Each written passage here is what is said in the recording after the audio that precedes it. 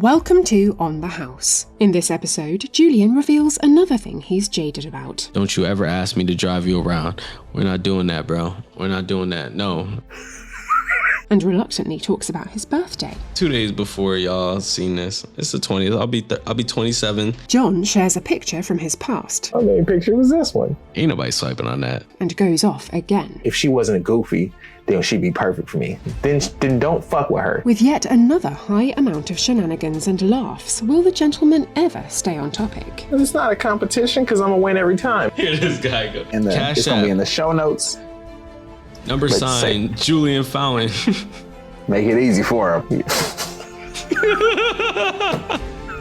There it is. Probably not, but tune in anyway and enjoy this week's episode of On the House.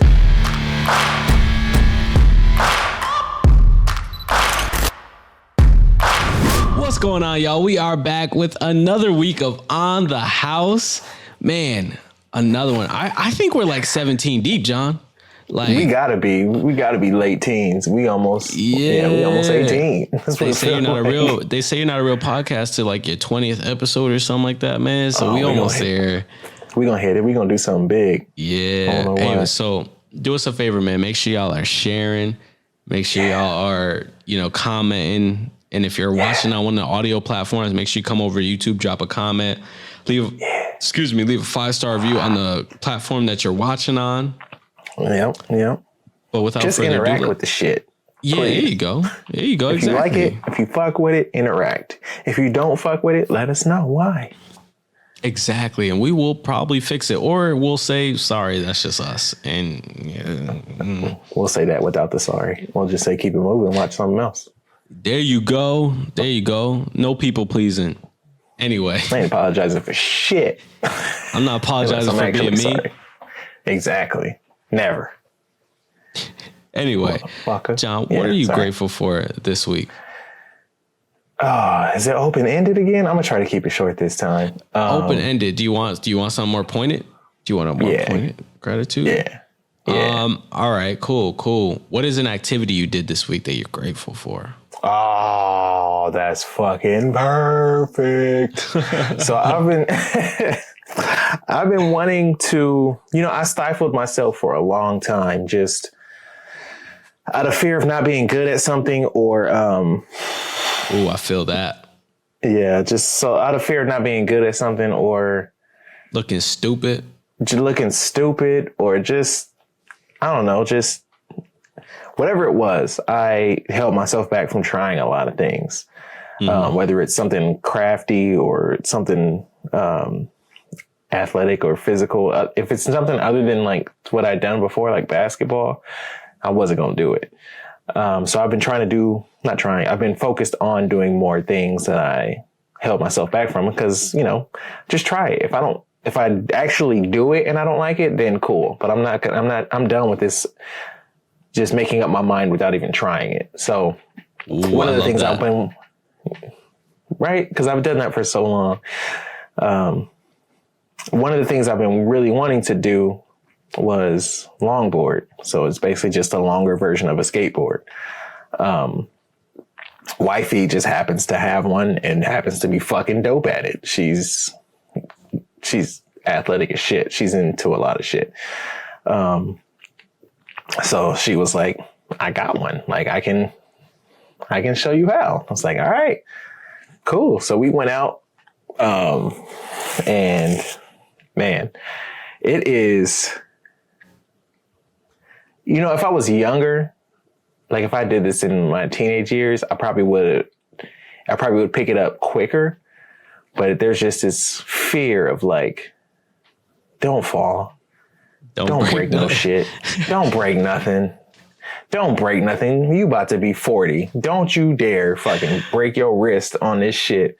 So that was, it took, so I was hesitant with like, cause you get on it and I didn't have good balance. So it just didn't feel natural. The movement doesn't feel natural. None of that. So I struggled at first, but she was so fucking patient and just so encouraging.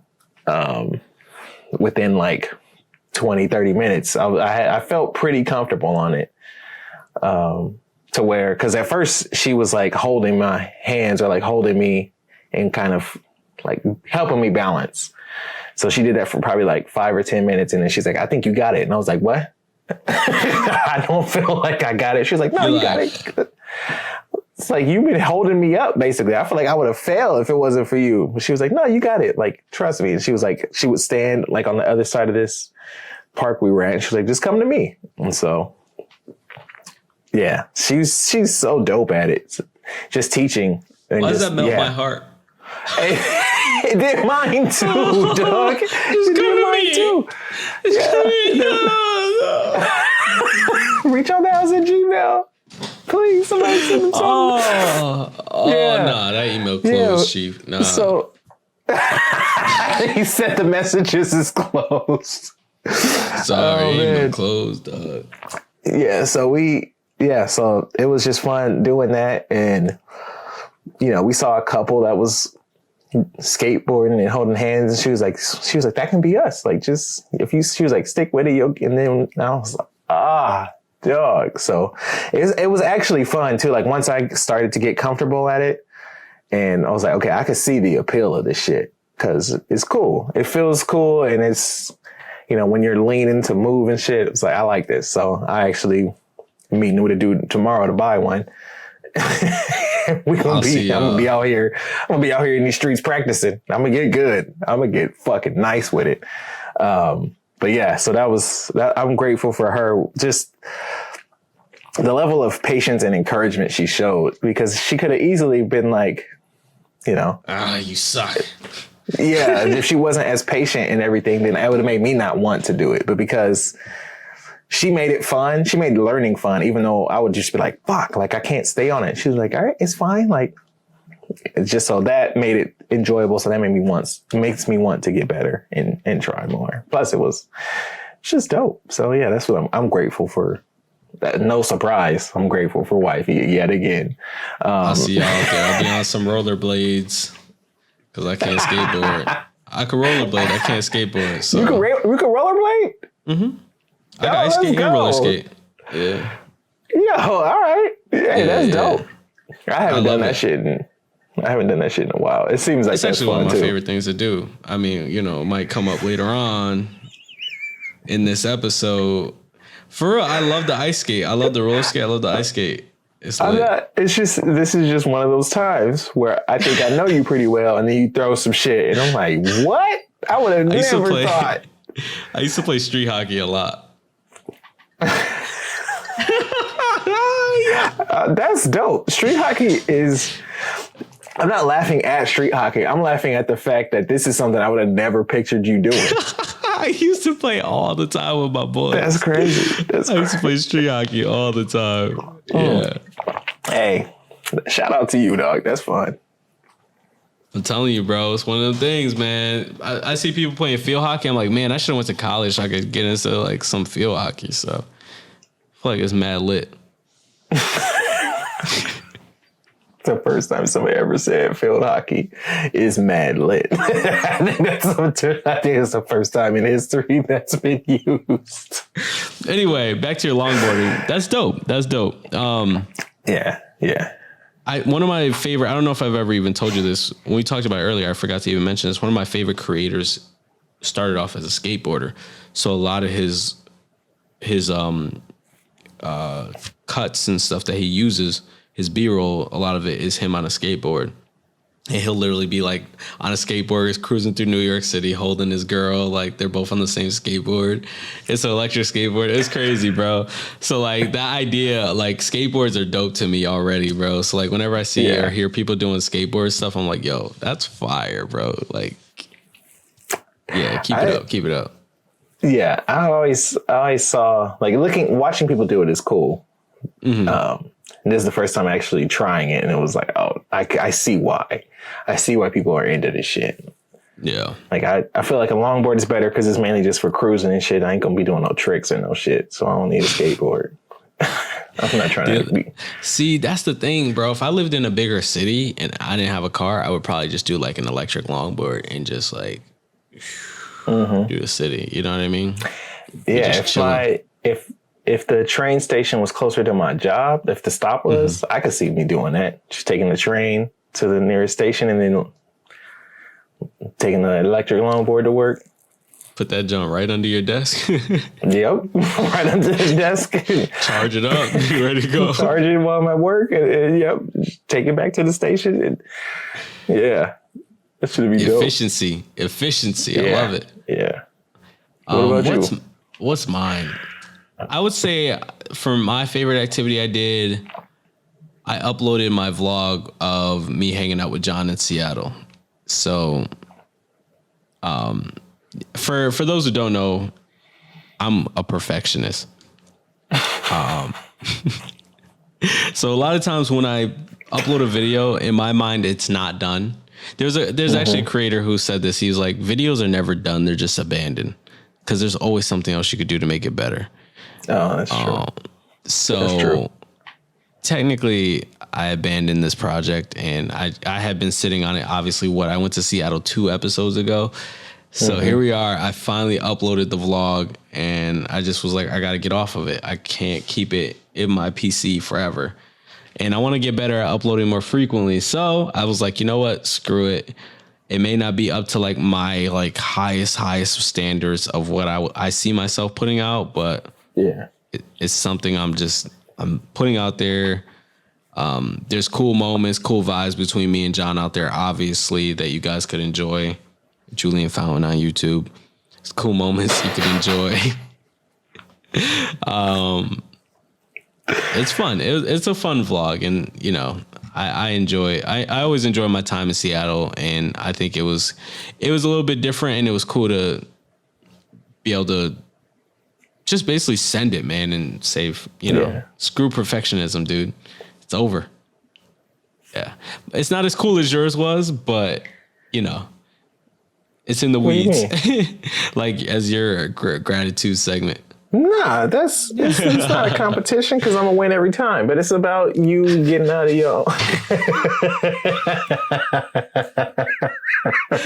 Here this guy go. Here he goes. Why? Because you talking about wifey every gratitude segment. I'm gonna win every gratitude segment because I bring up wifey. This is what happens when we drink and talk for an hour before we start this motherfucker.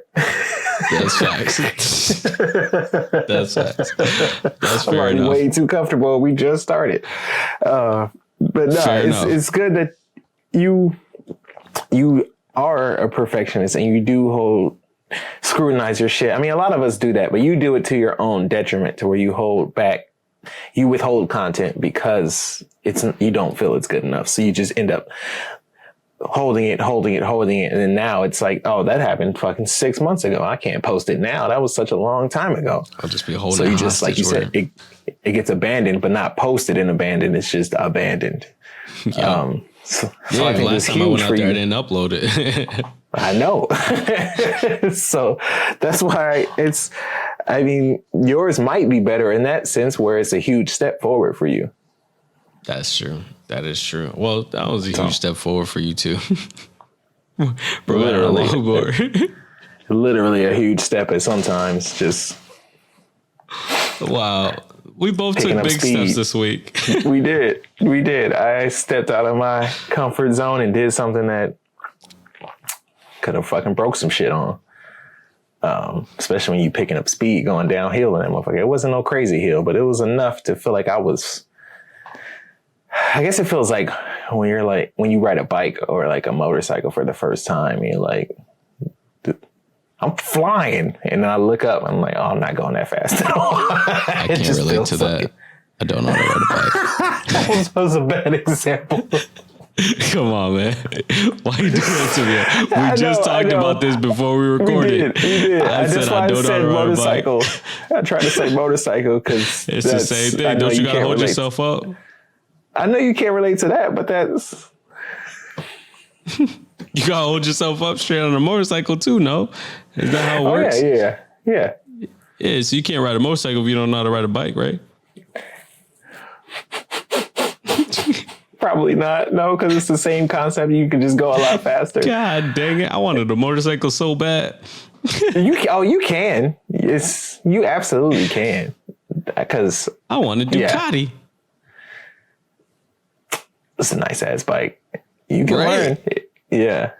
You can learn. I wouldn't suggest. I mean, you would take the rider course though, and that'll teach you all that shit. About to get me a motorcycle. Mom, I hope you're not watching. I'm gonna get one too. I'm gonna get an electric one. Yo, are we out, bro? I want an electric Harley. Oh, we about to be out, bro. I'm about to be out. Let me not move to Seattle. Anyway, all right. You Anyway, better not. It's gonna be a fucking problem. this gratitude segment about to go on forever because man, we have a lot of goals, a lot of ideals. I'm gonna tell y'all the lineup for this episode. After I tell you the lineup, we're gonna talk about our drinks. Then we're gonna go to commercial. Then we're gonna talk about our dating ideals, our first dates, what we want them to look like, what the perfect date is, some of our dating fails. Oof. And then we're going to go to commercial. And then we're going to go to our fun segment and get up out of here, man. So not a long one. Get up out of here. A nice, good, quick in and out episode for you guys to enjoy, man. But anyway, John, what are you drinking today? So at the recommendation of one of the homies that I played Fortnite with occasionally, she recommended, you may be familiar. It's hard to say this without the brand, so they just going to get free shout out this week. But Twisted Tea, I don't know if you know what Twisted Tea is. I do know Twisted Tea, yeah. Okay. So they have a sweet tea whiskey. So she recommended that, said it was good. So I got it. Not good on its own. Not a fan of it on its own. But you mix it with some fucking lemonade and you get this shit. And it's actually pretty fucking good, dude. I actually really like it. I'm not really that big a fan of Arnold Palmer, so I didn't know how I'd feel, but solid. This is glass number 2, and it's going pretty well. I'm on glass number 3. Let's get it. Hey. Yay. Yeah, so highly recommend. I think this bottle was like $15 or something for this whiskey. Oh, that's not bad.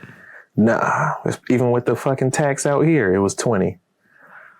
Stupid that's tax crazy. we got Y'all on liquor tax. Yeah. I'm about to send y'all some bottles, bro. Send you some bottles, bro. You don't get arrested. Trying to mail liquor. Because I was going to have you do that. I found this beer I wanted to try with wifey that I couldn't find anywhere except on the East Coast. And there's one in Connecticut. And I was going to be like, yo, I'll send you the money, go buy it and mail it to me. But there's no way you can mail it. You need a liquor license to mail it. Oh, you do? That's what UPS and FedEx and Post Office said. So I'll bring it with the me. websites at least. And I ain't trying to get you. Well, they ain't gonna lock you up. They'll just be like, Yeah, they'll say nah, you can't do it. I'll put it in my suitcase next time, and I'll just check the bag so we good. Let's go. Yeah, just tell me about it before I come out next time. I'll check the bag. Yep. Appreciate you. Yeah, no, I got you. What bullshit you got? Listen, I'll tell you like I told John, all right? My liquor budget this week was a little low, all right? So we had to go back. We had to go back to barefoot. Good old $6 bottle real quick. That pineapple fruit Scotto. Pineapple fruit Scotto is what it's called? That's what it's called, bro. It's almost gone. It's not that good. It is not good. Listen. Barefoot is so trash. I used to love this stuff until I actually had good alcohol. And now that I've had good alcohol, it's no longer good to me anymore. So, same thing with Sutter Home, actually. Oh, dang. I'm just eliminating potential sponsors.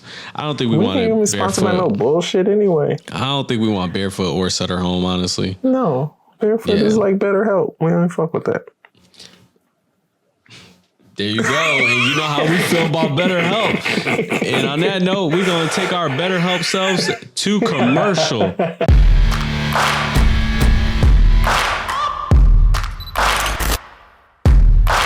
We are back with the official segment of the podcast. We're talking about our dating ideals from our dream first date to our worst date experience. We just kind of wanted you guys to get to know us a little bit better, man. You know, we always come out here and talk about what, you know, advice or like ideas we have on what dating should look like. Yeah. But you don't get to hear about our lives and how our dating lives are going. I mean, you hear me say Reachonthehowse at Gmail all the time. You hear John talking about his wifey. Yeah, exactly. But you don't know how he got there, and you don't know how I got where I'm at. So let's talk about it, man. John, what's your ideal first date, dog? See, this is tough because it's not really a specific event or thing.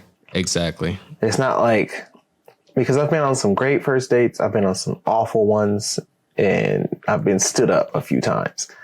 Same here. Yeah. So it's not like the great first dates. It didn't matter where we were. It's what we were doing. It's the conversation. Honestly, it was one of the best first dates I had been on was, me and this girl went out. She was going to take the train and we were going to meet halfway because we lived kind of far apart. There was a problem with the train and she was texting me like, hey, I think the train's running late. So I don't know if I'll make it on time. And then it was like, oh, I don't think it's coming. So, and I was just like, oh, all right. Well, I feel like this may be an excuse. You know what I mean? Because this is the first date. But she ended up just saying you know, if you just come up here, would you be okay coming up here? And I was like, well, it's not that much further. So I'm already on the road. I'm already on the way there. So sure, why not? So she found a place nearer, like closer to her. I drove there. We went there. We had dinner, talked a bit, and then we walked around the city for like 3 hours just talking.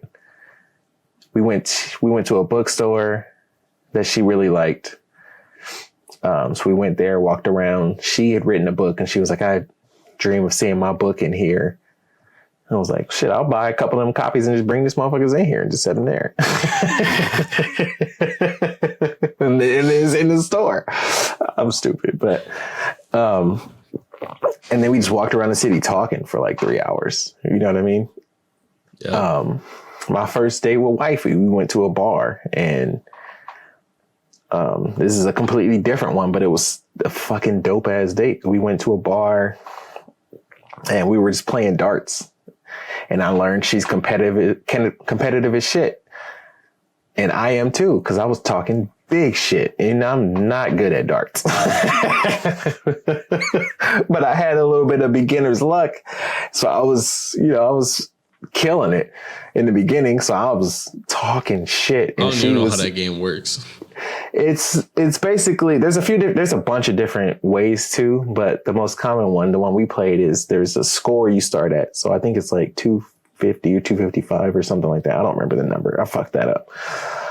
But each part on the dartboard has a number of points, and you're subtracting. You're trying to get exactly to 0. So each spot you hit, it just subtracts. And so you're trying to strategically hit points so you get exactly to 0. Because if you go to a negative, then it bounces you back and you have to start again. Not from the beginning, but you have to start at wherever you ended in that round. Yeah. That's how the iMessage darts work. Yeah. So darts I'll be playing is iMessage.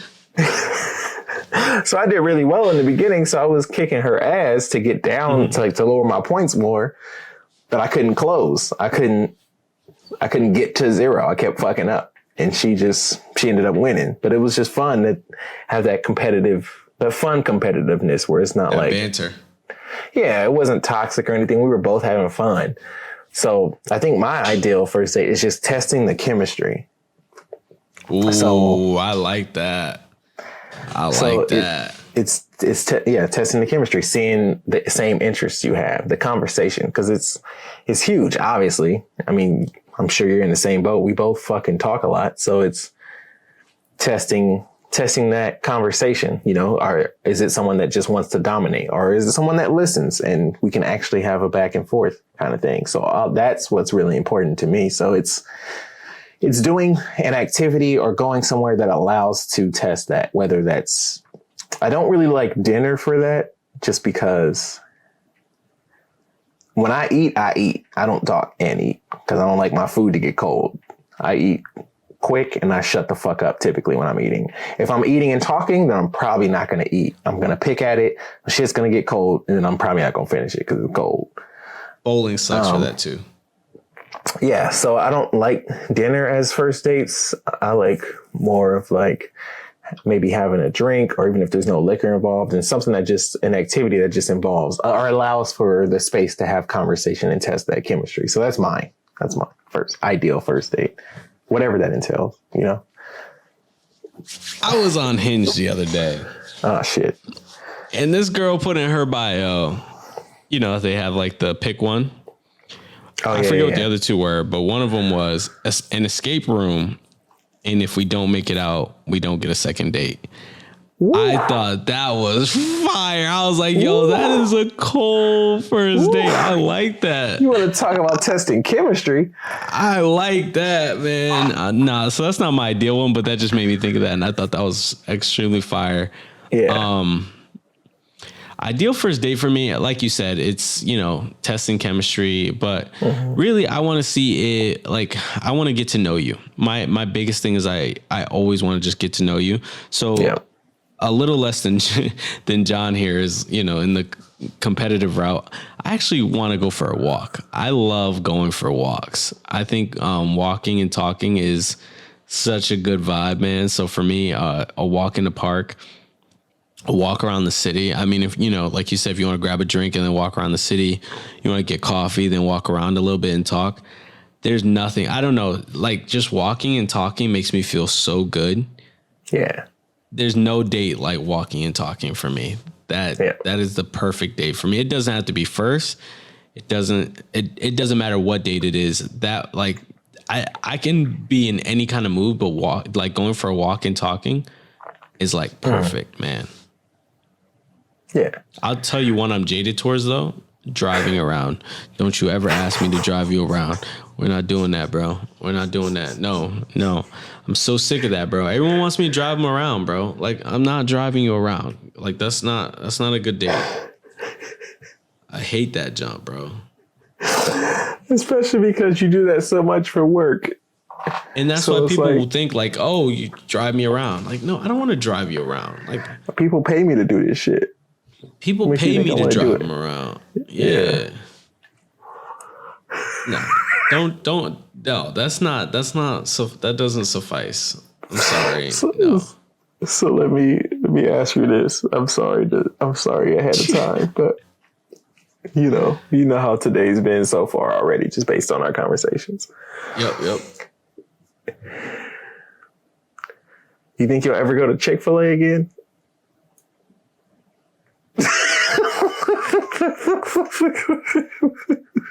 Not until I get my refund. So someone's either gonna buy me Chick-fil-A. If I'm going to Chick-fil-A, it's because someone's buying me Chick-fil-A. I'm not finna go to Chick-fil-A. I'm not finna just go. Like, I need a refund before I go to Chick-fil-A. Hear me out, though. Hear me out. Here's the thing with Chick-fil-A, right? Okay. Yeah. I don't like fast food on a date, bro. Like, nah. Listen, it gives me it gives me such cheap vibes, because like even when I went with the girl I went with before, the reason why John's referencing Chick-fil-A, I didn't even get anything. I paid for her stuff and I didn't even get anything because I was just like, dude, like, it's all overpriced food that I'm gonna hate. So like, I don't want to eat any of it. You know what I mean? Like, yeah. No, I typically don't like fast food at all, just in general. Especially since I'm in Cali, it was easier because there was a lot more of them around, and there's a lot more chain restaurants. So, we gotta do that too. I gotta try. Yeah, do that too. Yes, sir. But out here, there aren't that. I mean, there's a few of them. There's a few of the fast food staples, but there's so many independent, like privately owned restaurants, even that are like fast food style. But they actually make the shit.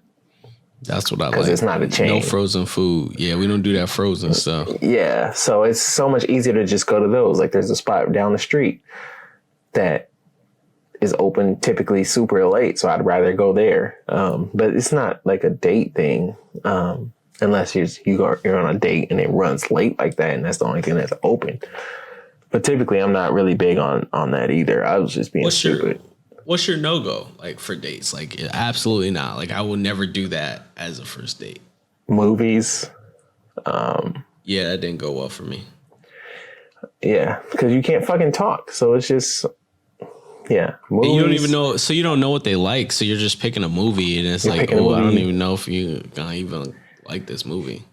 Yeah. I love the movie, by the way, but she was like, yeah, we're better off as friends. Because, like, I didn't make a move. I didn't put my arm around her or nothing. I just sat there and watched the movie and ate my popcorn, bro. I mean, it's the first date, right? What the fuck am I? Yeah. I don't know the boundaries yet, and we didn't get to talk. Yeah. What am I supposed to do? Next thing you know, I get hit with the "we're better off as friends." Like, what you mean? Like, cool. Like we didn't even. I mean, you don't even know what the chemistry is because you can't test it. So, so that's definitely one. Anything that's too long, too. So committing to any sort of event that is too long, like a concert. Like a concert, well, that's another one. You can't really talk. Unless it's somebody you both really love. But even then, I wouldn't do that as a first date. Because if they don't have the same energy, then I'm just next to this person I'm going to ignore for the rest of the night. That's wild, bro. That's wild. You ever go to prom with somebody you don't like? It's crazy. It's a crazy experience. Do that. I absolutely did do that. It's stupid. It's stupid. Waste of money. Waste of money. Yeah. That I know a girl that went to Disneyland on her first date. Not great. A baseball game or something like that, because you're there. That's the worst one. That's the worst one, bro. So, unless you're both really into sports, then maybe. But, you're taking a chance that, again, you're at this game first date. Yeah. So anything like that where you're committing to, where either it inhibits your ability to talk and check for chemistry, or anything that's such a long commitment sort of time. I feel like first dates typically should be something short. So it gives either party an out, but then after that, it also gives you, because it's short, it gives the option of either one to be like, hey, do you want to keep this going? We can go do this instead. And then that's a way to keep it going. But to commit to this one thing that's this long, it puts both of you in a tough position. That's how I felt, at least. I mean, now I don't give a fuck, but there were some times where it was like, what you mean?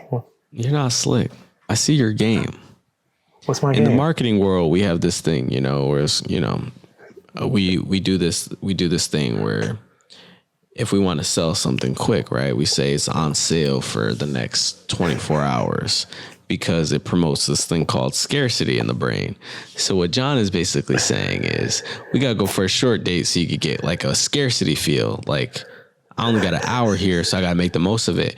Oh, and after this hour, you might never talk to me again. So crap, I might never talk to him again. I got to make sure I jump on this and, basically go try to get me a second date. That's what John's saying. I am not saying that. I didn't realize it could be read that way. That's fucking fire. But no, my thing was, I don't want to have to tell your ass I don't want to do this shit no more. Because I will. I don't want to tell your ass that I'm cool, I'm leaving, or like we're at I don't know, a football game, let's say.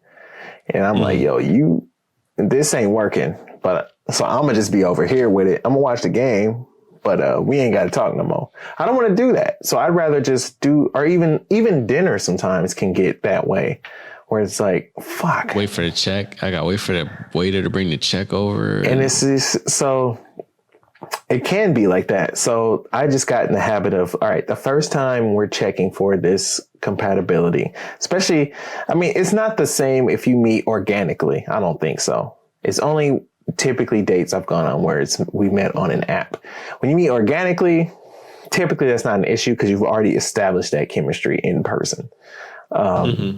But when you're meeting up with somebody in person for the first time, that's the road I went down, because I was like, I will tell you that I'm not enjoying myself. So I'm going to keep it short, and it's easier on both of us. Because if we just go for coffee and we're talking for like 30 minutes, you know, and then I'm like, yeah, I'm cool on this. And they're, if at that point, if they're like, hey, do you want to go do, like, no.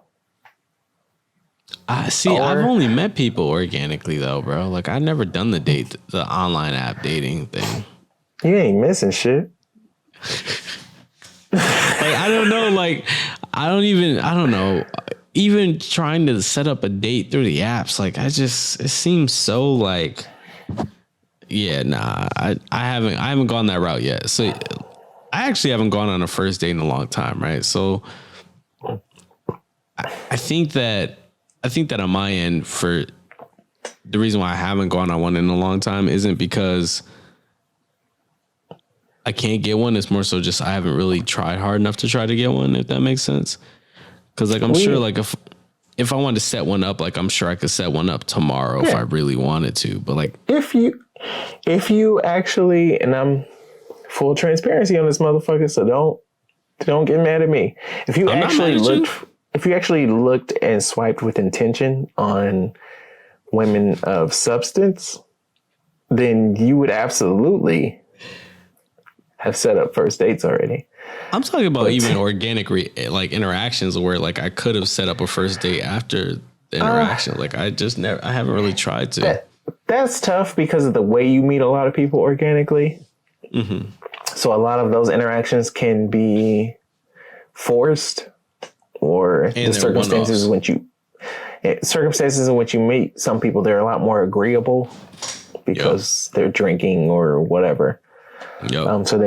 So it puts you in a tough position too, where some might feel obligated to be nice or whatever. Yeah. I'm not saying you can't. I'm just saying you absolutely could. It's just you want the conversation without actually going past that lately. So, and so I think that's why you haven't. But yeah, you absolutely could. It's just I haven't been trying hard enough. I ain't gonna lie to nobody. I haven't been putting myself in a position to set up first date. Like even on the apps, right? Like I could optimize my apps perfectly to try to like land something like that. But I don't even take them seriously. Like my main picture right now has shades on. I have shades on in my main picture. Ain't nobody swiping on that. If I were me, I wouldn't swipe on me with shades on in my main picture. Do you still got the picture of you in your car? No. Okay. Nah, it's just my main one is the one where I was in your car with the shades on. So it's like, oh, okay. Ain't nobody swiping on that. I don't know. I mean, my main picture was, let's see, I had a folder dedicated to the pictures I would use. I'm over here catfishing. No, because you got other pictures of shit. No, yeah, I got other pictures. What was my main picture was my main picture was this one. Yeah, but see, they can see your face. I know, but it says hoe. Big ass balloons that say hoe. That was my main picture. That was also actually when I was on Bumble. I had that like one of the last ones because I didn't want the wrong kind of. I wanted my pictures to tell a story, so it was like just me smiling, me laughing, and then some goofy ones. Most of them were me smiling or laughing or just goofy shit. So by the time you got to that, you got this idea of, oh, he's silly in all of these. So this is a fucking joke, clearly. It was a build-up. Yeah, it was a build-up. Yeah, I'm telling a story with the pictures. But Bumble has this algorithm. I think it's the only one that does. Where the best match. Whatever picture is getting swiped on the most is the one that optimizes to put first. And that one, it would always end up being first because that was the one that generated the most. Whether it was women that saw that assumed I was a hoe and swiped because that was it, or because they thought it was funny. I've gotten both responses, honestly. Anything from like, what up, hoe, to people laughing at it. Yeah, I got what up, hoe a few times. It's like, damn, I mean, I guess I forgot. I guess I brought that on myself. That sounds gross to say. You kind of did set yourself up for that one. I can't even defend you on that. You set yourself up. What up, ho? So I guess that'll sort of transition a bit to, I know you haven't had as much experience in this, but like just your worst first date. I have a few experiences on apps where we never even got to a date just because of.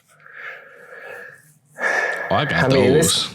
This can, yeah, and I was gonna say that's what you can kind of allude to. We can, because a lot of times that is your first date, is that interaction. And so a lot of times it can be anything from fucking conversation is like pulling teeth. It's just so difficult to get you to respond to anything. Or the nature of what I noticed a lot, just because of the way my profile was, because like you said, it's not serious. All my pictures are me just being goofy and laughing or something, doing something crazy. So that it attracted either women that were fun and looking for someone else that's fun, or women that weren't fun and looking for someone that's fun. Which, I mean, I told you a bunch of times. It's like, I get that, cool, but I'm not gonna be your fucking jester. Like, I'm not here to entertain you. Let's go. There it is. There it is. I'm not your motherfucking jester. I am not your jester. I'm not here to entertain you. I'm not gonna sit here and fucking dance a jig while you sit there and clap. No, you better be out there dancing with me, or I'm not doing this shit. I get it. I'm fun. I probably bring fun to your life. Cool. We can be homies. I didn't want that in a partner.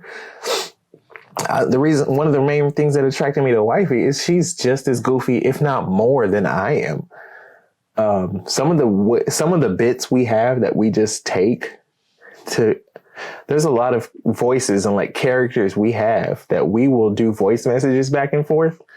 In those characters' voices, the whole day we've done that. It's just stayed in character the whole fucking time.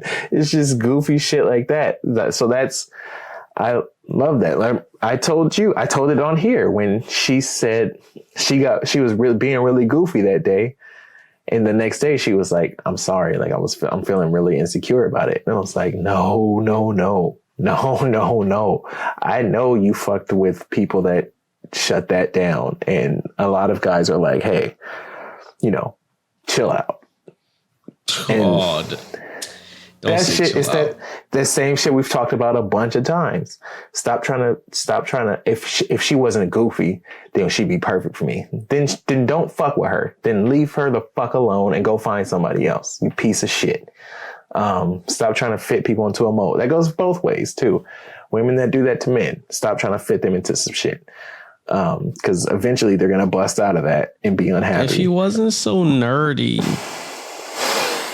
if he didn't talk about the cuts on every single movie we watch, he'd be a great person to watch movies with. Ooh, that was personal. That was a personal testimony right there. I felt that one.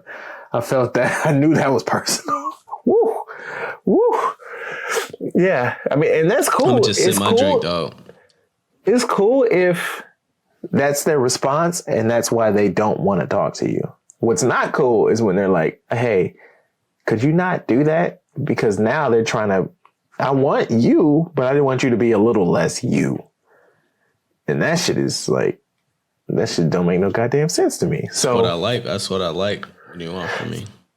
So either that's what I told wifey, that's what I told women in general when I would date them, because they would be insecure about a lot of things from past relationships, past dates, whatever. I was like, look, the way I see it is you are who you are. You are who you are. You have your own personality. You have your own strengths, your flaws, your silly side, or whatever it is. I can either like it or I can fuck off. Those are my two options. If I'm like, hey, I like you, I want to stick with you, then I'm going to accept you for who you are. You know, if you do some shit that I don't like, I can bring it up and say, hey, I didn't like this. And you can be like, well, that's just how it is. But it's not going to be, if I do anything like that, it's not to change you. It's because I'm feeling it's something that may have affected me some way, whether it hurt my feelings or I felt it was disrespectful, something like that. But it's not just like, hey, that's annoying. Stop that shit. Then I can just fuck off. I'm not here to change you. I'm just here to see who can add to me. What do you like in a woman then? Like, what's your number one thing that you look for in a woman?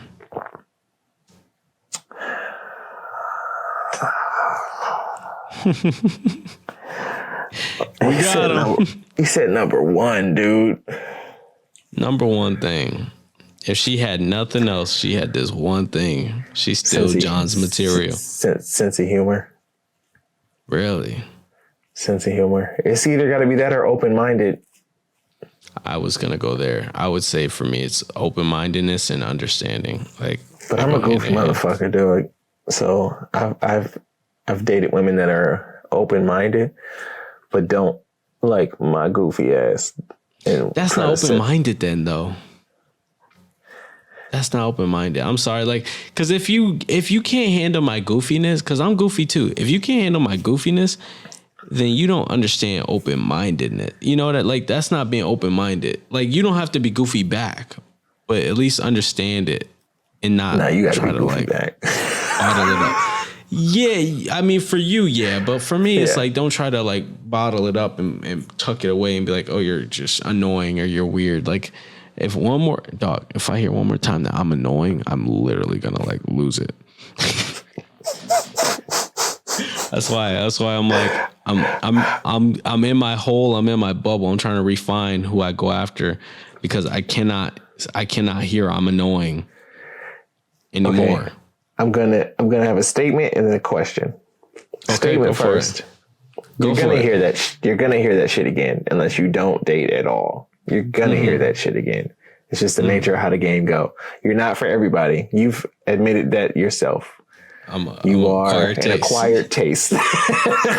So you're gonna hear that acquired shit. Taste. Yeah. That's fair. Also, who the fuck is saying that to you? Who said that?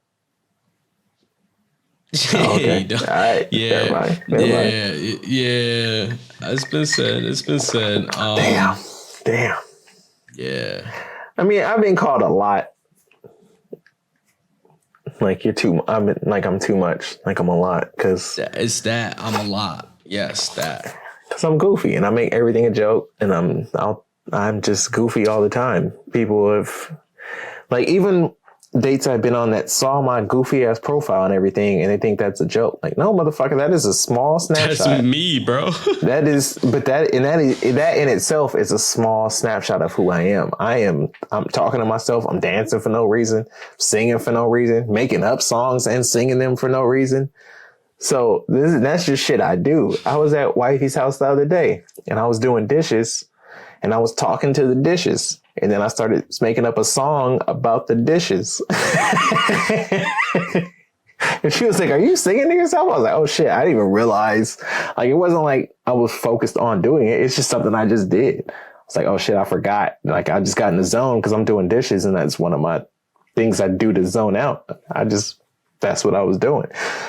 But yeah, that's probably, I have to say sense of humor just because I am goofy all the fucking time. Man, I didn't realize I was goofy until I had a kid, bro. Like I guess I'm goofy. Like, I was told I was goofy, but I was like, nah, I'm not goofy.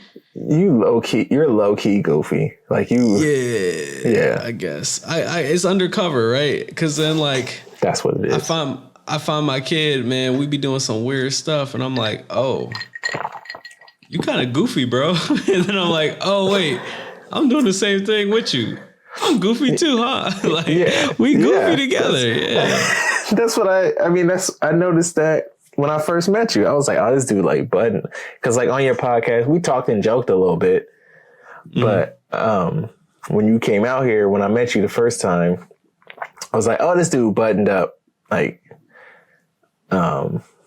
he'll joke, but he's buttoned up. But nah, once we started drinking and like, you know, your reservations and stuff came down, I was like, oh, this dude is mad goofy over here talking to the Manhattan thing was what really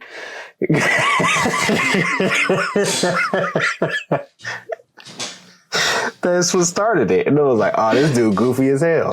This dude's See, I've been called annoying too much. I have walls on my goofiness. I'm glad you brought that up. I forgot about that. You were holding a lot back because friends, especially black friends, that's what they did. Yup. Yeah, you're a goofy ass dude. Goofy dude. What you doing? Why you acting so goofy for? Yeah. Over here giggling and shit. Yeah, I know. I've been told all that. What's so fun? What's so funny? I've been told all that shit. I just don't give a fuck no more. So, but I get why you were like that. And then afterwards, now, I mean, shit, we were on the phone. We talked for like 2 hours before we started this shit because we were just being goofy, talking about goofy stuff. Ain't nothing even important. Goofy shit. Nothing important I ain't at all. talked to bro all week. So we was catching up on goofy stuff. Just silly shit. Your birthday's coming up. So I was like, yo, I'm gonna be honest. Your birthday's coming up. And you were going through and I was like, yo, what do you want for I am. Fuck yeah, I am. I didn't say what day. I just said it's coming up. I ain't gonna call you. I ain't gonna say the day because I'll tell them it's the 20th. It's 2 days before y'all seen this. It's the 20th. I'll be 27 in a couple of days. That's on. See, that's on you. I was just saying it was coming up, but so I was like, you know, I know a few things that you said. There it is. There it is. I'm stupid.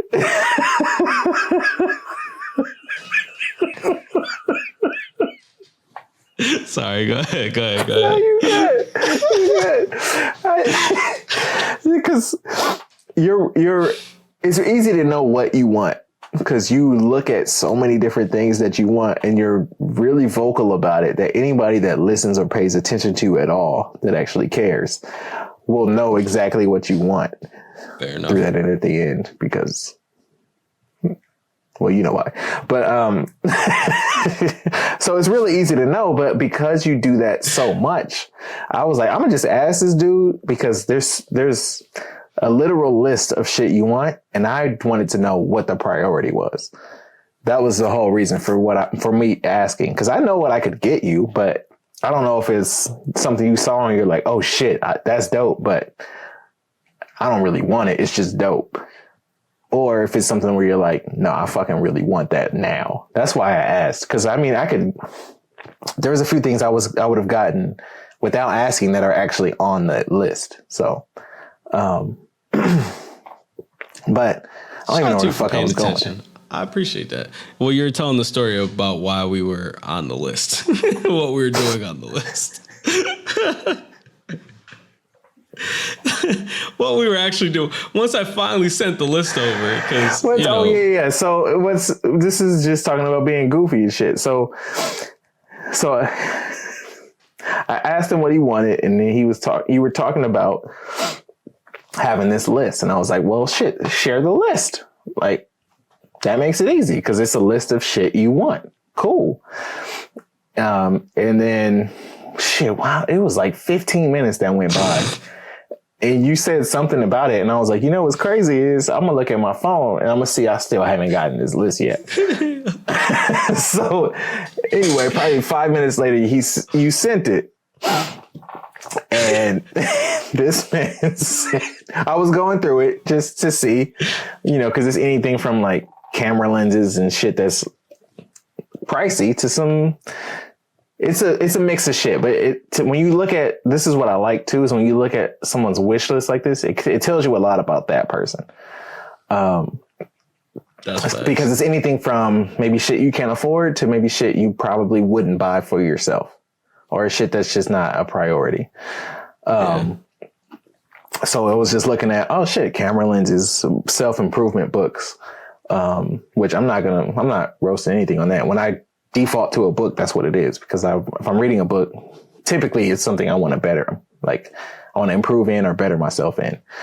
And then there's just a couple fucking random things, which not too crazy. I think the craziest one to me, because I'm not even gonna hold you, that toothpaste one is just some nerdy tech shit that I would probably get at some point in my house, just because it's something. I see why it's on your wish list, because I would see that shit and be like, yo, I'm bookmarking this shit. It was an automatic toothpaste dispenser, bro. I was like, yo, that's fire. It's just like the soap. You put your hand under, but it's your toothbrush. I feel that. Hey, the heated toilet seat was on there. You missed that part. I yuck. I didn't see that. I got rid of it. Oh. Hey, I feel that though. That's some shit you see, you like, oh, they got those? I'm gonna bookmark that shit because I want that at some point.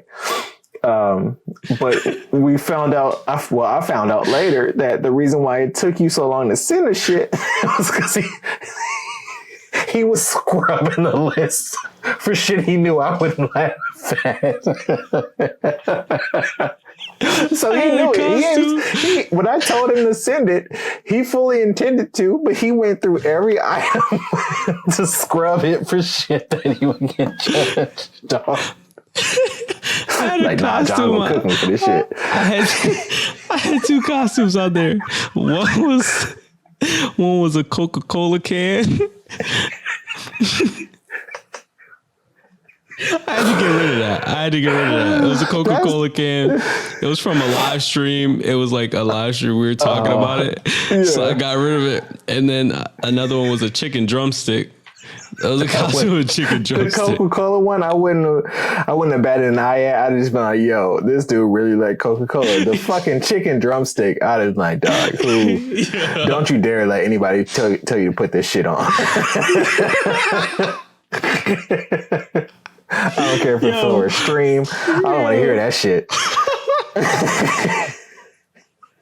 So, I had to purge that list a little bit, clean it up, make it presentable to the public. If you're going to share something, you got to make sure it's like, all right, cool. Yeah, this is representable. Oh, mine's boring. I'm just looking through mine. I haven't looked at this for a while. I had it when I was, on TikTok and shit, but there's nothing. It's game shit, a balance board, some sort of shit I would use on a live stream. So nothing crazy, unfortunately, because I would have fully shared that shit if it was. Is it weird that I would use the chicken drumstick on the live stream? That's why I had it on the list. That's what it was for. It was for a live stream, and so was a Coca-Cola can. I think that makes it worse. Coca-Cola can again. No issue there. Why the fucking drumstick? Why would you put on chicken? Emoji. Have you ever seen that Popeyes commercial with Jerry Rice and the fucking spinning chicken, the helmet he has that holds a chicken wing? No, I ain't never seen that. I'm gonna have to see that. That ain't real. Come on. I'm gonna have to see you that shit. I'm gonna have to see you that shit. I wish it wasn't. One of, if not the greatest receiver of all time, doing this Popeyes commercial that is his helmet holding a fucking chicken wing in front of him. We ain't gotta do that. We ain't gotta do that. Sometimes it ain't worth it. All right, see, there's goofy. But sometimes there's just like, hey, that's a bad idea. Exactly. It's still goofy. I respect the goofiness, but maybe not the drumstick. Like if he was like, hey, one of my followers or whatever bought this watermelon costume they want me to wear on stream. Like, maybe we don't do that. I mean, if you want to, cool. That's on you. Wear this cornbread costume. But see, that would be the thing, because you don't like either of those. So if you wearing it, then you just I love chicken, dog. that makes more sense. It's just, you gonna do what you do. I would just be like, that's what you wanted, or did somebody suggest this? That's my only question. And if you wanted to do it, by all means, go for it. But to kind of get back here, I talked a lot. Go ahead. Man. Shoot. All right. Well, let me say this. I'll answer the question I asked you. The number one thing I look for in a woman, I guess I kind of answered it. I would say open-mindedness. Yeah. Open-mindedness, because my lifestyle, my situation requires a lot of open-mindedness, you know. I talked about this before, you know, having a son, having a baby, it's not an easy situation for anyone involved. No. But you need to have open-mindedness and see past the difficult road a little bit, because I'm dope. You know, like I will own that. I 100% believe that I'm dope. And I think that if you could get past, I don't want to say some of the difficulty, but like, I guess some of the like road bumps in being with someone who has a kid, like it will be an amazing, dope relationship, obviously, if, you know, if the two people are compatible, of course. But of course we gotta be compatible, but that starts with open-mindedness and being willing to see if you are compatible. Because a lot of people aren't like that, man. A lot of people, and again, teach their own. That's just not for you. A lot of people will see that though and be like, oh, you got a kid? Nah, I'm good.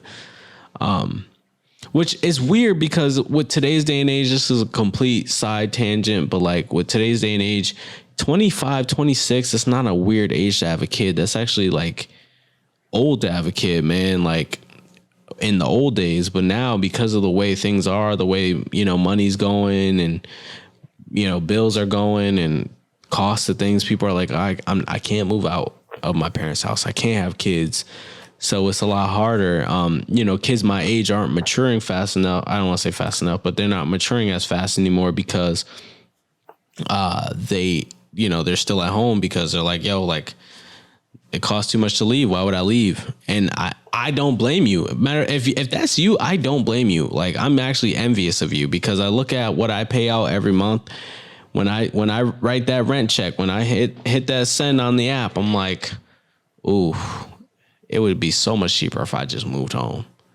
It'd be so much cheaper if I just lived home. You know what I mean? So like, I don't blame you, but just know, like, if you're trying to be with me, there's gotta be a level of open-mindedness involved, for sure. And that makes sense why it's your number one, because I know that's it's something you're still kind of insecure about.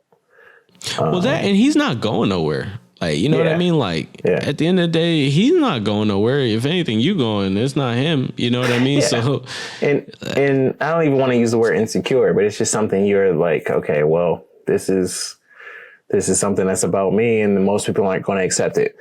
So you're going in already having that mindset of like, this ain't going to be for everyone, because most people around my age are waiting to have kids. So they don't want to, you know, whether it's financial or just like, you know, whatever the reason is, a lot more people, like you said, are in your generation are waiting.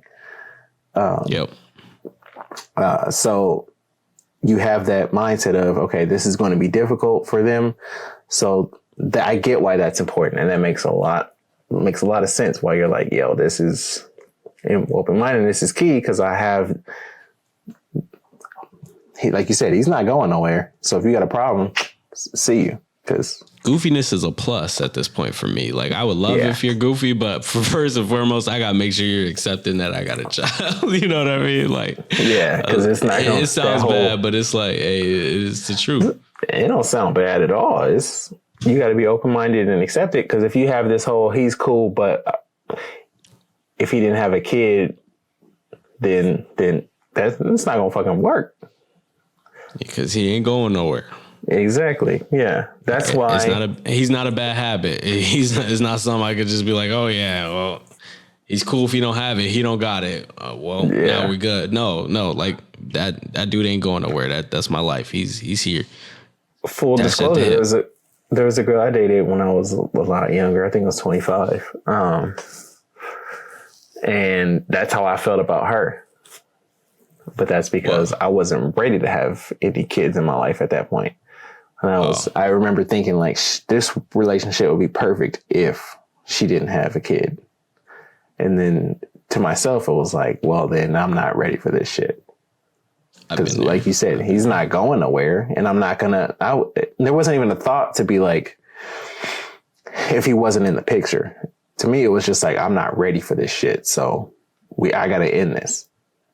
I thought I could, but once we started dating seriously, I was like, I can't fucking do this. I'm not trying to be stepdad. I'm not, because the dad wasn't in the picture at all. So it wasn't like, yeah, so it wasn't like that's joint, a lot of pressure. It wasn't like split custody or I don't need you to be there for him or anything. He was there all the time. So it was sometimes she would want me to pick him up from daycare or for. Okay. And so, hold on, so. Go ahead, finish your story because I'm going to go in. Yeah, I realized this, and it's changed now, obviously, because that was like fucking 15 years ago. But I realized for me that I wasn't ready because I had been around. We dated for like 6 months or so. And I'd been around all the time.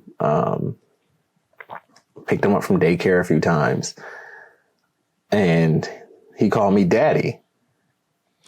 Oh, and shoot. I don't know if it was because the daycare assumed I was, and they were saying like, he's here to pick you up. Whatever, but he just said it, and I got chills, and not in a good way. It was just like, oh, yeah, I know. And I was just like, I don't want to make him feel bad for it, so I didn't react a certain way. I didn't react negatively, but it was just like, okay, I don't think I'm ready for this shit. Yeah, that's a reality check. It was, and that was hard because it was like I really liked her, but I just wasn't ready for that, to have that. I mean, I was fucking 25. Like, you know, I matured slow as shit, so there's no way in hell I would have been ready for that at all. I matured way too fast. Way too fast. If I could go back and tell my younger self anything, I'd be like, yo, slow down. You got plenty of time. Chill out, bro. For real, man. Like, I was that dude. Like, I turned 16. A few days later, I had my permit test booked. Like, yeah, bro. I had a job within 3 months of me, like, turning 16. It's not surprising at all, in the slightest. What were you going to say, though? That's just me. Before. Yeah, so, like, with me, man, like, listen. My son's mom ain't going nowhere. I ain't looking for no mama for this dude. But I will say this. Sometimes it's a little bit more difficult when the other parent is still involved. Because that's where a lot of the patience and understanding comes from. Yeah. Some parents use the child as a weapon to, like, you know, not all, but some, a good enough amount for it to be talked about. Use the child as a weapon to dictate what the other parent does with their life. That doesn't happen over here. I'm just letting you know that doesn't happen over here. But at the same token, you know, I still will always respect my son's mom as like that's his mother. Like, you know, I'm not asking you to come in and be like, oh yeah, come be this boy's mom. He needs a mama. Nah, he don't need no mama. He got a mama. He, you know, at that point, I think for me, I'm not looking for you to be a mom. I'm just looking for you to be understanding and accepting of a difficult situation that I got going on over here. That's gonna, you know, that I'm still navigating and learning and understanding myself. So it's not like, hey, you know, he's gonna come over here and call you mama. He ain't gonna call you. He gonna call you by your name. Because I'll be honest with you, I still call my stepdad by his name. That's his name. You know what I mean? Like, and that's gonna be your name. I'm not gonna make him call you mom. Like, that's unnecessary. Yeah. You know what I mean? Yeah. I thought that's what it was. And yeah, I wasn't ready. So I don't know if that would have changed regardless of the situation. But again, I told myself for so long that I didn't want kids because I thought I didn't want kids. And it wasn't until recently where I was like, oh, fuck. You know, during this fucking self-examination, this self-discovery journey I've been on over the past few years. It wasn't until recently in that aspect of things where I was like, oh, fuck. I do want kids. I've always wanted kids. I just never had kids could grow up close. I just never had a partner that made me feel confident in having them. I'm ignoring that purposely. Yeah.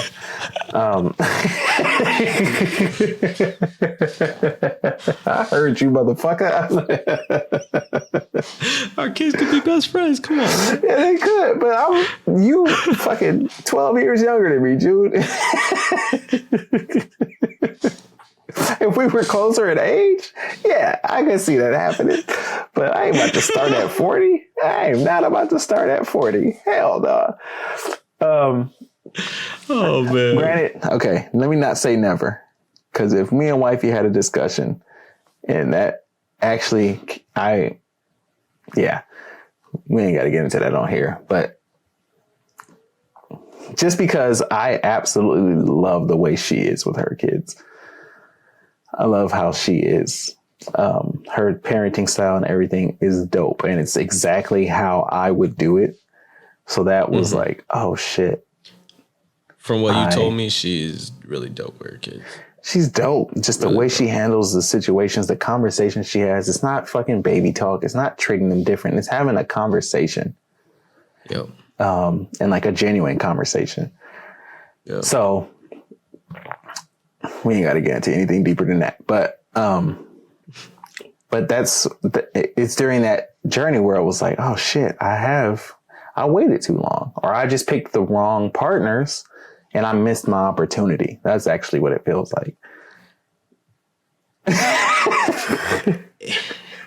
I don't mean to give you a biology lesson here, but I will. It don't work like that for men, dog. I know I can. My half brother started around my age, and he has two. I know. I'm fully aware. My not even my half brother, my older brother, he also had one around my age. I know. One around your age. I understand that it's possible. I just don't know if that's for me. I'm not going to do it just to do it. You know, I found my partner. If my partner and I have a conversation and we both want to, then yes. Anything short of that, anything short of a fuck yeah is a no. You know what I mean? Oh, I love how this transitioned into like our dating experience to like John having a child. I'm like, we're going to get back. We're going to go back. I was just about to go back. Join me in this lifestyle, bro. Join me in this crazy world I call parenting. Kids are fucking monsters, dope, but they're dope.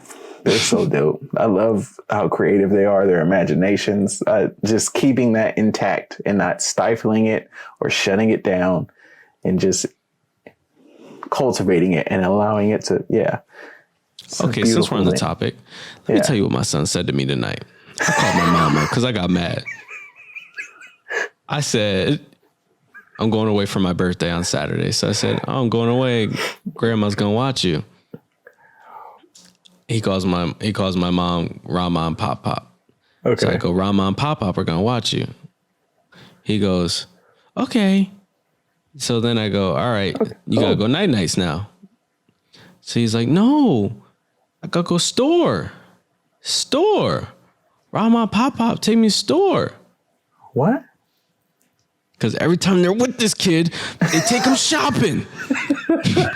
I called my mom up. I said, he's two, John. He's two. I called my mom up. I said, Ma, This don't make no sense. You got this kid so spoiled. He think every time you coming around, he got to go to the store. Yeah, I'm Why not does going boy to think he bed. going to the store? I'm about to go to the store and get some shit. I'm going to Give me some the new store with shit. grandma. Yeah. And then my mom, she bad. She gets on the phone. She go, yeah, we take a pop credit card. We going to the store. And he's over here like, store. I'm like, Ma, you're not helping. He got to go to sleep. He got daycare tomorrow. You're not coming till Saturday. You not helping right now. Nah, fuck all that. I'm trying to go to the store. Yeah. So you said kids' creativity. I just thought of that. I was like, dude, you're right. They just make up this stuff in their heads and they be mad serious about it. Like they believe it fully. Oh yeah, when I see grandma, we going to the store. So she gonna watch me? All right, I know exactly what we doing. Yeah. We gonna spend some money. I'm going go pick out a new toy. Let's get it. Shit. So.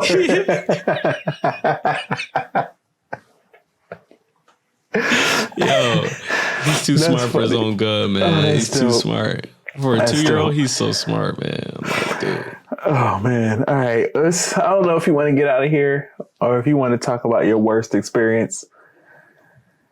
I mean, I think my worst experience, honestly, is not even that long. I just went to the movies with a girl, and like you said before, it's one of the worst first dates to go on because you don't talk and anything. And like I said before, it was just kind of like, we went to the movies. I love the movie. Geostorm. I love the movie. It's really good. With Gerard Butler. Really good movie. Great movie. I didn't know back then that I should have went into film school because I love movies. I found out now. But she was like, okay, bye, hug, cool. We left. Like shortly after that, we're better off as friends. We left at that. I mean, that sucks, honestly. I've had that happen so many times, though. We're better off as friends shit. I think my worst one is when I got catfished. This was in the early days of Tinder. So this was probably 12 years ago, 13 years ago, give or take. Tinder is that old? Mm-hmm. Oh my gosh, Tinder is that old, yo. That's crazy. Yeah, because that's... Wow. Was it 12 years ago? It might. It's probably like 10. I think Tinder was out because I was in high school when Tinder came out. It might be like 10 years, though. Yeah, so like I said, give or take. It was in the early days. I just got out of my first long-term relationship. And so... I was, because I think I was 29 or I was 30, I think. Or 29, one of those. So yeah, like 10 years ago. And my cousin, who's basically around your age, he was on it too. So I think he was 18. Yeah. So he would come over and hang out because I have my own place. So we would hang out, play video games, chill, and then sometimes just put something on TV and swipe. So I ended up swiping on this girl. Her profile was cool. Don't lie. Transparency. I couldn't tell, honestly. Her pictures were kind of like enough of a distance to where you couldn't really tell, but she looked cute. And this is 10-year-old phones. So picture quality is not. Oh, yeah. Because 10 years ago, you're probably looking at like a 5 or a 6. 6S, maybe. Exactly. So, so the picture quality wasn't the same. And her pictures were like full body picture, so it's not like close-ups or anything. But I could see what she looked like for the most part. So we match, we talk for a bit. This is when I was serial dating in that time. Because I didn't know I was people pleasing. I was just dating to date. And my thing was, I was in a relationship from 23 to 29, essentially, when I shouldn't have been. I wasn't mature enough for a relationship, and that's basically it. I wasn't emotionally mature enough or just flat out mature enough for a relationship, a serious one.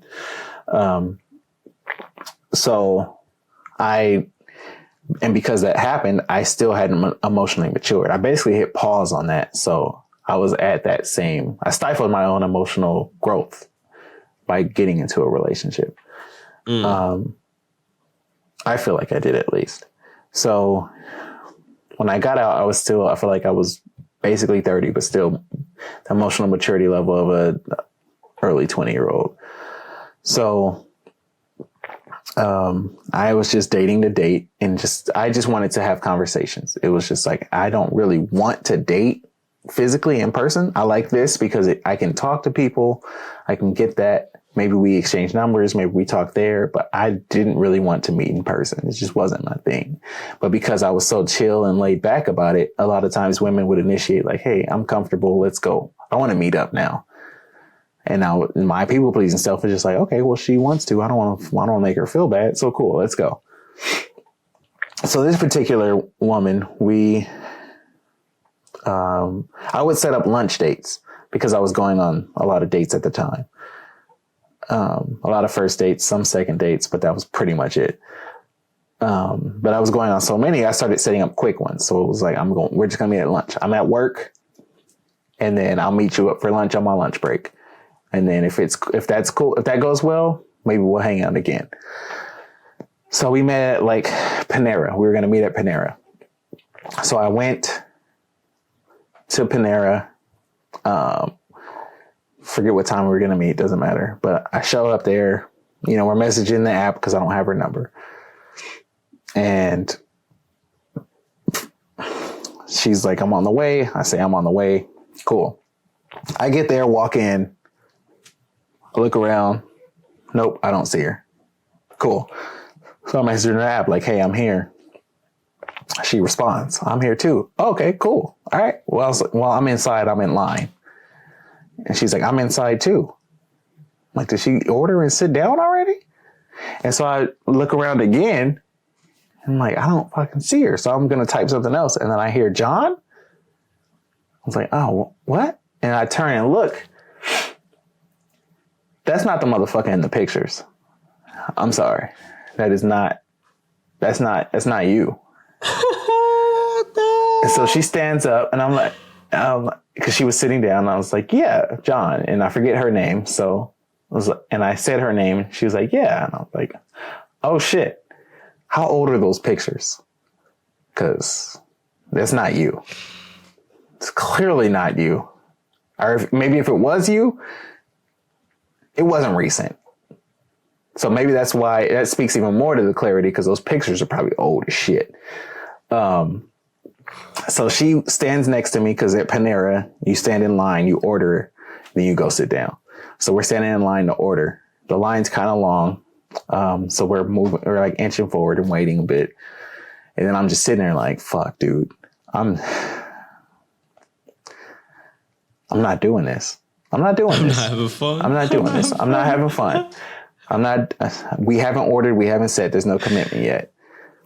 I don't want to do this. One, because I don't want to. Two, I hate how it's felt to me when someone had sat through the whole date and I thought it went well and they tell me otherwise later.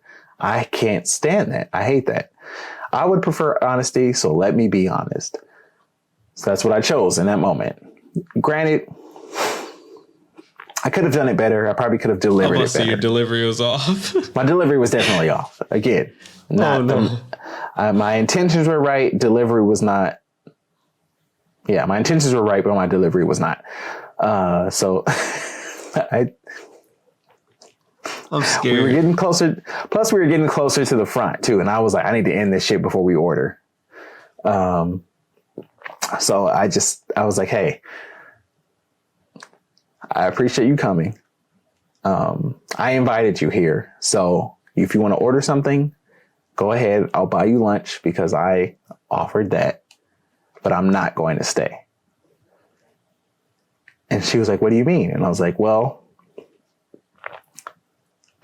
I don't want you to feel like, I don't want to sit through this and may have you feel like things are going well and that we can meet again when that's not going to happen. And she was like, what do you mean? Like, what are you talking about? I was like, she's going to make me spell it out.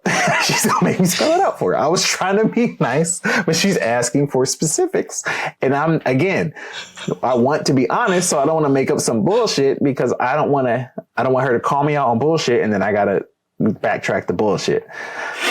And again, I hate the bullshit, so let me not be a hypocrite here and just be honest. It's like,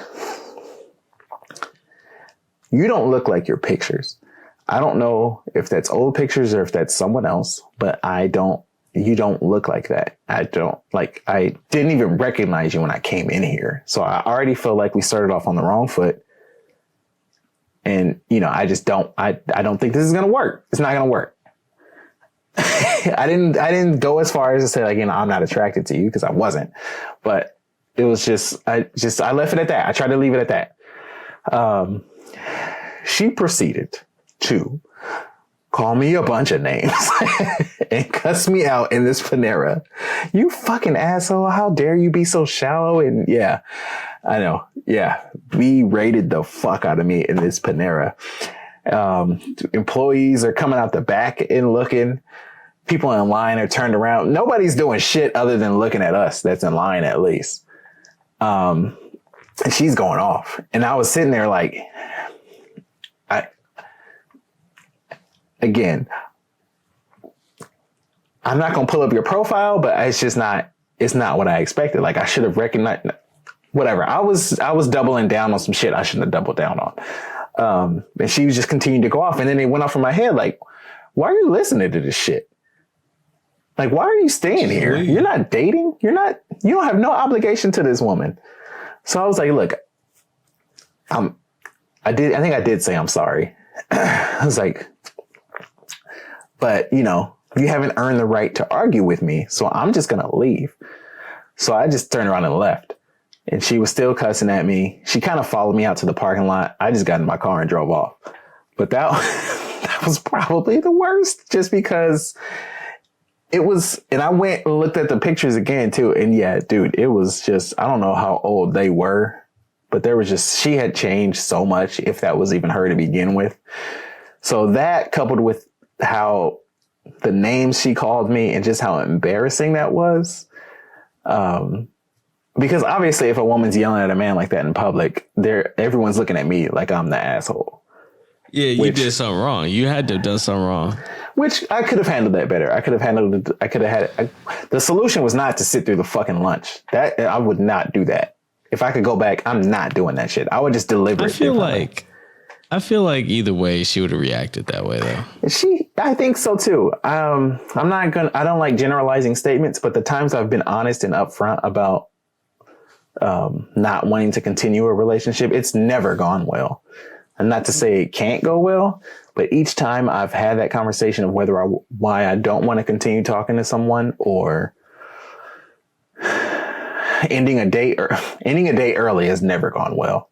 And I don't know if that will ever go well. But why waste your time, bro? Exactly. Whatever. Say what the fuck you want. But I'd rather take that than sit here for another fucking 45 an hour being miserable. Fuck that. You can say whatever you want to me. It's not, you're not going to say anything worse than anything I've ever heard in my life. There's not a chance. There's no chance in hell that you'll say something that I haven't heard before, or you'll say something worse than I've heard before. You can call me any name you can fucking think of, and it's probably already happened at least twice. So that shit don't bother me. It was just that the first time it happened bothered me. Until I realized I don't have to do this. I don't have to sit here and listen to this. So I'm not going to. That was one of the few times that it did. But that was the first time it happened. That was the first time I had actually been honest about that. So I kind of got better at the delivery. But again, it wasn't ever received well but that's easily the worst. Well, as far as worst first date stories go, John definitely won by far. And on that note, we are going to go to commercial. We hope you're enjoying this awesome conversation. And if you too want to join in, make sure you email us at reachonthehowse@gmail.com. You could send us dating profiles, awkward dating situations, and just funny stories you want to see us react to. We can't wait to read your emails. Now, back to the show.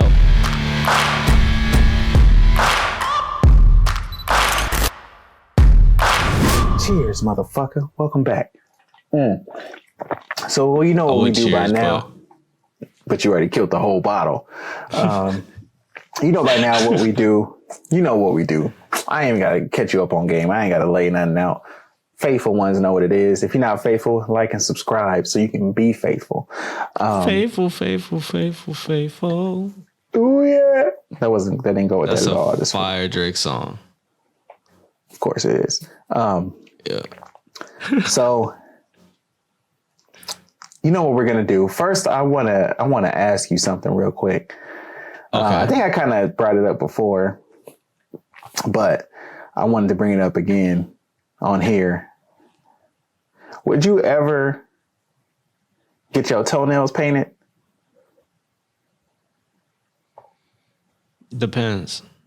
I'm not finna go to a salon and get a pedicure because, like, you're not finna be all over my feet. But, like, if we doing it at home, yeah, why not? Oh, okay. You know what I mean? Because that's just rubbing the feather thing on my toes. It's not you, like, grab it at my feet. You know, like, on my toe. I can't feel you touching my toenails. You said the feather thing? I can feel. Yeah. The I was like, yo, I don't know what kind of pedicures you be getting. That's the brush over there. My fault. Your feet tickled. Oh, okay. Because wifey and I went and got pedicures, and she just asked, like, are you gonna get yours painted? And I was like, oh no, I never did before. She was like, oh, okay. She was like, you want to pick out a color? And I was like, all right, sure. Like, why not? So I was looking, and then she was like, what if we get the same color? Because then when I look at them, I'll know that, you know, we have the same color. And I was like, well, fuck yeah, I'm doing it now. So we picked out a color, and my shit's painted right now. I think in that circumstance, I think I would do it. I ain't gonna hold you. There's no chance in hell I wasn't going to do it. When she said that, exactly. I was already on the fence, like, hey, sure, why not? I just don't know what color. But when she said that, I was like, yeah, there's no chance of me not doing this shit. I'm for sure am. It's like I wear socks every day, bro. Like, I don't care. I do too. And it hasn't been like, I kind of want to just, at some point, if the weather's cool, I'm going to wear some flip flops just to walk around with this shit. Just because I don't show them off. Yeah, but it's like it's close to my favorite color, like an emerald green type. Oh, word. So yeah, it's funny. But I'm not used to them, obviously. So sometimes after work, when I get off and take my shoes and socks off, because one day I walked around a lot. And I got home and took my socks off, and I was like, "Oh shit!" I was like, "Oh wait, that's the polish." I thought my toes was dying. I thought his feet were infected. I was about to have to go to the ER, dude. She's changing color. I'm about to fucking go. That's crazy. Bro thought his toes was infected. I thought it should die, dog. I thought it was it. It was it. I'm drinking too much, dog. Because, you know, you walking around, standing a lot, my feet was hurting. I was like, oh, fuck. Oh, shit. All right. Anyway. Oh, man. Favorite interaction of the week. It's actually one of my coworkers. So there's a few people. This is my first job in a while where I'm actually in the office. I've been here 3 months now. And you know, a lot of it's kind of stereotypical the way the office works, where people, you know, the office banter, people go in the break room during lunch, and there's this, everyone's looking at what you brought for lunch, and people are observant. So I I have a bunch of different hot sauces because I like putting different hot sauce on different shit. So if I'm eating some Asian style food, I have Asian style hot sauces. If I'm eating some Mexican food, I have salsa or something like that. Or if it's something else, then I have different hot sauces I put. So I'll bring a different hot sauce every time, depending on what I'm going to eat. Might be the blackest thing you've ever said to me, but anyway, go ahead. Just having different types of hot sauce. I love me some hot sauce. I don't give a fuck. Yeah, that is by far the blackest thing John's ever said to me. Like, yo, that's crazy. That is crazy. Anyway, but some of my coworkers noticed, like, I would bring different ones because we would sit at. There's a bunch of different tables, and the people that work in the same department would sit together and eat. So I just started sitting with them. And then actually I would go heat up my food and then go eat somewhere else. But then, you know, I started to talk to people more. So they're like, hey, John, you going to eat with us? I was like, sure. So they would notice, they wouldn't say anything, but for a while they would just notice a different one. And so one of our coworkers was like, so what hot sauce you got today? Like, just because they noticed because I have like, I think I got like 9 different types. Not even fucking with you. I got at least 9 different. I got two different ones in my kitchen. I got 9 different bottles. And so that was the thing. So a few of us brought in a bunch of hot sauce this week, and we did a hot sauce taste test. Where we just bought like a bag of chips. Fire. We just brought like a bag of chips and just tried a bunch of different hot sauces. And it was just cool as shit just to have that at work on our lunch. We're just fucking sitting here pouring hot sauce on a chip and then just critiquing it. Ooh, I like that. Ooh, that would be good on this. Or ooh, because a lot of times I just put it on food because I know it would go well with that. But that was the first time of me just trying them. Like, no outside flavor or anything. It's just this plain chip. So you're just getting so it was cool just to have that interaction with a few people from work. Like, ooh, that would be really good on nachos. Or ooh, this one will really be good on that. Or I like to mix this with this. And so it was cool. People it was fun sleep to on just hot sit there. sauces, man. Hey, I love that shit. So now I'm fucking looking at different hot sauces to bring just because that shit was fun. Just to do. So that was my favorite, just to have that interaction of like, yo, let's do this shit again. Let's make this a regular thing. That was I love that. Yeah. For me, man, well, I got it right here. I don't know why mine's always involved me buying something. But as you guys know, we talked about it earlier. My birthday's coming up, so I bought myself a little birthday present. I got myself it was between my birthday coming up and then me starting school. I got myself a gimbal for my camera, because you know it's a filmmaker's tool. If you make films, I feel like you should own a gimbal. I haven't had the chance to balance it yet and work on it. It takes a lot of time and patience. I've been struggling with it, but the interaction isn't about the gimbal. It's more so about the owner who had it. This guy was so freaking dope. First of all, he was selling it. I offered him less. He was like right away accepted it. Like not even 5 minutes later, I was like, "You want to meet up today?" He was like, "Yeah, come through later." Oh, mad cool. Just trying to get rid of it. Yeah, exactly. Then when I met up with him, like he was like, he showed me his IG. He like shoots at nightclubs. Yeah, like he shoots like, you know, the nightlife basically. Yeah. Shoots cars and stuff. So he was telling me about, yeah, bro. He was telling me about like how he does it, like what he does. He was showing me the lens he shoots with. I follow him on IG. He followed me on IG. So then that interaction was dope. And then not only that, but like he was like trying to really like help me set up the gimbal like while I was there. So it wasn't like it was just like, oh, here, take this, give me the money and leave. Like he was actually helping me set it up. Damn. But then I was asking him questions about how he got into the business of doing what he was doing. He was answering those questions. Then on top of that, like later on that night, I saw he actually reposted one of our reels from the podcast on his story. Yo. Yeah. I was like, oh, this dude is dope, man. That's cool. I love that. I love meeting fellow creators, man. Fellow creators, like that will always, always be my interaction of the week. In fact, I'm going to celebrate my birthday, I'm going to a movie premiere that was made by a creator, and a bunch of other creators will be there. So look forward to me having an interaction of the week from a creator next week, because there is nothing, there are no interactions like meeting other creators for me ever. Those will always be top tier for me. They will circumvent any interaction I have, always. That's dope, man. That's dope. Yeah, I know you were really hush about. All you said was that was when you got that shit. You were like, that was my interaction of the week, and that's all you said. So I didn't know he retweeted or he reposted this shit. That's dope. He reposted it. So that was crazy. That was genuine interaction.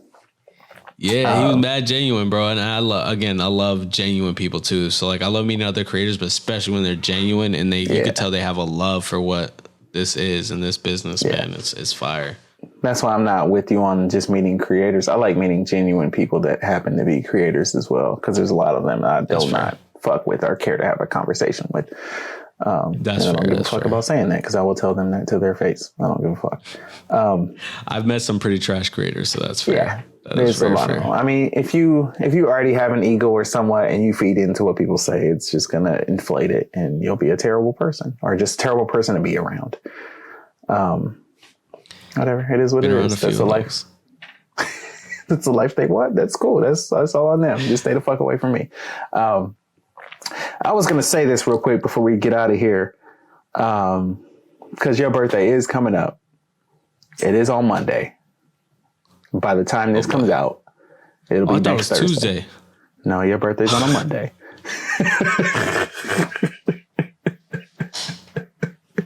Oh, shoot. It's on a Monday. I know when you said 2 days, I was like, no, because that's next Thursday. It's the 23rd. Tuesday. I sound like an idiot. My bad, y'all. Listen, 20th Monday. He's good. Right. So, Cash App, Venmo, what is it? What you got? We throwing it out there. Oh, it's gonna be in the show notes. & Julian Fountain. Make it easy for him. If you don't know how to spell fountain, I can't fuck with you. But JULIAN fountain, like water fountain. What he that's said. Cash App. Send them. Buy this man a drink. Send him something. Please. Buy this man a drink. Buy this man a drink. Buy him lunch. Get him some wings. $5, $10. Just make his day, please. If you get a chance. Wings, bro. Yeah, that's what I'm saying. Buy this man a drink. Buy this man some wings. See what that is. See what $10 would do for this man. So making me sound poor, but some wings is crazy. But yeah, hit my heart. You don't even gotta hit Reachonthehowse@gmail. Some wings would be crazy. You can too, but also it's gonna be in the show notes. We said it here, so shout out to you, man. You work hard, so I want to celebrate and appreciate you in this last part. That, right before I roast your ass for some shit, but oh boy. But no, I appreciate you, and so hopefully. It'll be a few days late, obviously, but hopefully we get some people out there that have the same appreciation too, because you work hard on this motherfucker, and it would not be anywhere near what it is without you. So shout out to you, G. I appreciate that, brother. Yeah, I couldn't get out here without that. No matter how lit I am, I wasn't gonna forget that. All right. Because I am pretty fucking lit. All right, these are stupid. It's that whiskey. That Tennessee whiskey. It sneaks up. Because, you start off pouring a little bit of liquor, at least for me, and then a lot of the mixer. And then gradually, there's more and more liquor and less mixer. So that's where I'm at. On the third one, I went about half and half, or maybe about 60-40. Liquor. This man has to wake up in 5 hours. I just want y'all to know that. I do. But it's Friday. There's no traffic on Fridays. So it's going to take me, it normally takes me about 50 minutes to get to work. It's going to take 30. So we good. I'll sleep in a wake up in bit. about 7 hours. No, it's instead of 5, it's 5.5. it's not. It's not that much more. Actually, 6. I can get 6. I can push it to 6. And that's if we end right now and I went to sleep right now, which ain't happening. So, man, we gonna get here real quick. All right. Would you rather approach every old person you see that has a cane, you steal their cane, and then you run away laughing? This is something that you have to do. You're compelled to do. So every time you see an old person with a cane or a walker, you run up to them, you steal it, and you run away laughing. Would you rather have but there ain't safe around me, bro.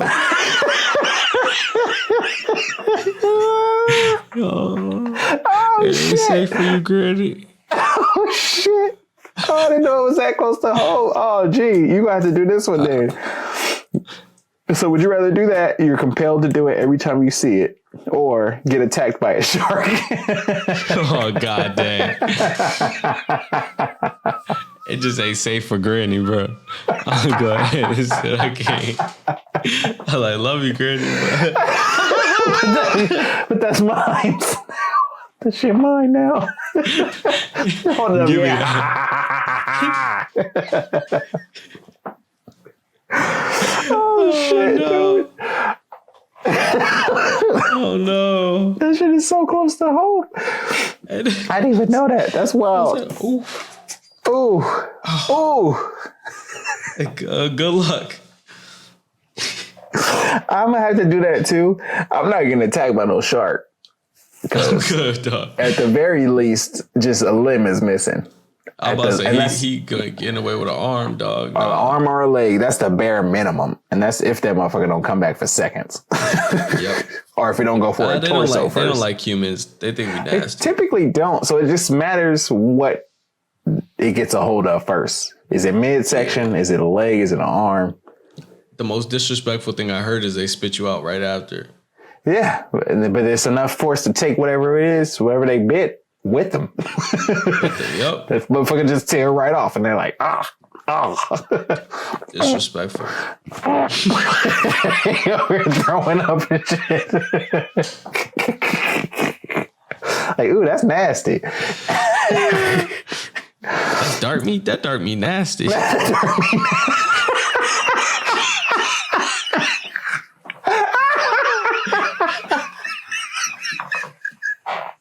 We might just have to end it.